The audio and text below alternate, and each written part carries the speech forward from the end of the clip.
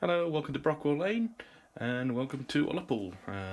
Just a little update of what I've been up to recently. I've got the lights working there. Right, I've been trying to do a little bit of scratch building actually. Well, repurposing old buildings, as I put a little wooden cover over that line next to the warehouse and made it Lock Broom Whiskey. So the wagons go under there and are loaded up. That's an old American part of an old American building, Walthers I think, which are just chopped about and repainted. And there's also a little stores building I put on the platform there, which was based on an old case which I think had some Preza figures in, those clear cases, like Oxford die-cast come in. So I started with that to get a nice square shape, put some brick paper around the bottom and finished off with a bit of corrugated paper, which I got from an exhibition, which was sort of offcuts and things. So I think that looks okay on the station there. I've also modernised these Mark 1s on one side only. The other side I've kept as 1960s maroon livery, but I've put some West Coast transfers on them. I changed the bogies to Commonwealths, went through my collection of coaches and did a bit of swapping around, because the West Coast excursion stock has Commonwealth bogies on. Picked out some details on the bogies as well, the yellow and the yellow footsteps. Applied a few odd decals like the Inverness logo on the window there. The West Coast transfers, which I can't remember who makes those, but I'd got some in my box spares. They're actually meant for the locomotives, but I thought they're probably a little bit big for the coaches, but I thought they looked okay. All reversible, of course. I could re-weather the bogies if I decide to go back to 1960s stock. Some little stickers on the windows, sort of thing they do in preservation now. Put some white wool tyres on this brake coach to make it look like it's sort of a steam locomotive support coach.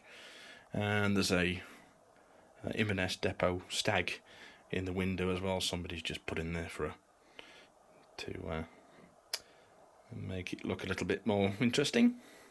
But the other side, if I turn them round, we're back to 1960s and you can't tell.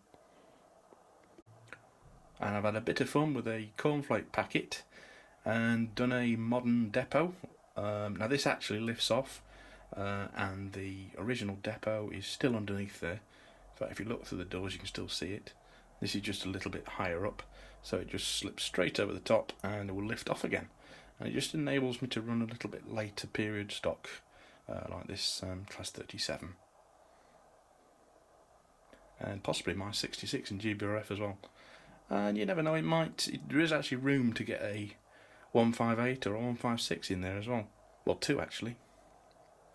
By the way, if anybody knows, I've a bit out of touch with modern image stuff at the moment. Does anybody know if they're going to do a ScotRail version of the Bachmann 158, the new moulding? Because I know they haven't done one yet. I just wondered if there was one in the catalogue, which I haven't got. Now the other idea I had was to modernise the signal box, but in the same way have that lift off. I was going to get a second one of these kits and do it in a different colour, and probably windows boarded up, some metal steps or something, make it look like a modern one that's been disused, bringing that up to date. And also I would change the signs on the station, the blue ones, they'd have to go to a ScotRail type modern sign, but they would be able to lift them out and replace them as I need to. I don't want to do anything permanently to change the period.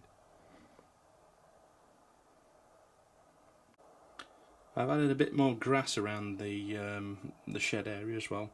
Bit of flock powder added on the top of the black ash to make it look a little bit more overgrown. I've done that in various places on the layout as well, just between the tracks, particularly on the lead up to this quayside siding.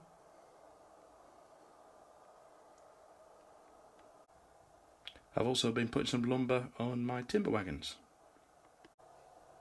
Well, on a trip to Tesco's recently, I found this in the special offers, sort of barbecue outdoor section, and it's a little wooden trellis, which is about £3. And I think it's willow wood, but what I'm going to do is chop it up and use it for lumber for my timber wagons. It's quite easy to cut, just with some snippers, and I'm roughly doing the same lengths, and I'm going to have 3 piles on each wagon. And that's the most recent one, which I've weathered a little bit less than the other one, but stacking those up and gluing them together with PVA, I think they should be fine. And I've got plenty of wood there in that trellis to do both of them, and probably another one as well. I'm making good use of any offcuts by forming a little pile of wood there near the where the old turntable was, in preparation for burning or using for whatever the depot wants to use it for. Well, I've managed to get 2 wagon loads out of that trellis, and they're gluing. You can see the white glue in between the logs on that second one in particular. But that'll dry down. I'll probably try and put some weathering powder over the top, and probably some matte varnish as well. They will need some straps on, which I will make a little bit later, but I'll let them dry first. And I've still got loads and loads of this trellis left, actually, so enough for a whole train load. So I'll be looking out for some more second-hand wagons like this, I think. But I think they look quite nice behind that 66, and it was quite fun to do, really.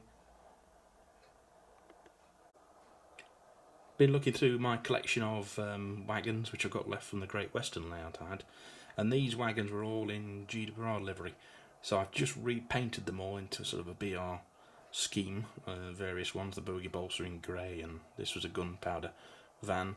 It's not a nice livery in the BR, but it does mean I can use them behind some of my later stock, so I just need to dig out the transfers and get some numbers put on those.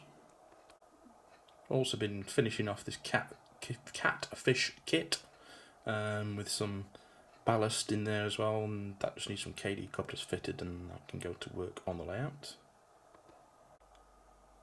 For this section of the layout, just at the end of the main platforms, I would love to put an overhead roof in the style of Wick or Thurso, just over this section here. If you know the one I mean, yeah, they're both the same, the Wick and the Thurso one. Sort of wooden, more solid ones than the Pico glass type that's available.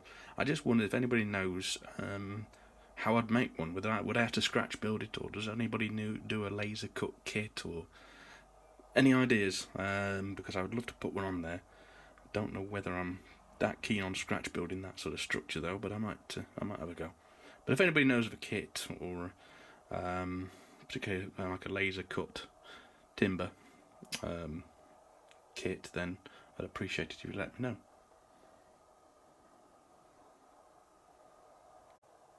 Another thing I have done behind the trees there, I've actually put some cut out tree shaped green paper and stuck it to the back scene to try and make it look like it's going back a little bit further than it did, so it makes it look more like a forest if you don't look at it straight on. As you look at it in passing, it's quite convincing, I think, but if you look at it too hard, you notice that it's just paper in the background. But it seems to have the effect when you're not staring directly at it and are distracted by trains going past. There's also a little bit over there I've done as well. So that's what I've been up to in the last couple of days, just to keep me sane. I'm going to have a go at that Hatton 66, a bit of weathering, and put a guy in the cab and things, but I'll bring you that on a separate video. So thanks for watching, and I'll see you next time at Brockwell Lane. Bye bye.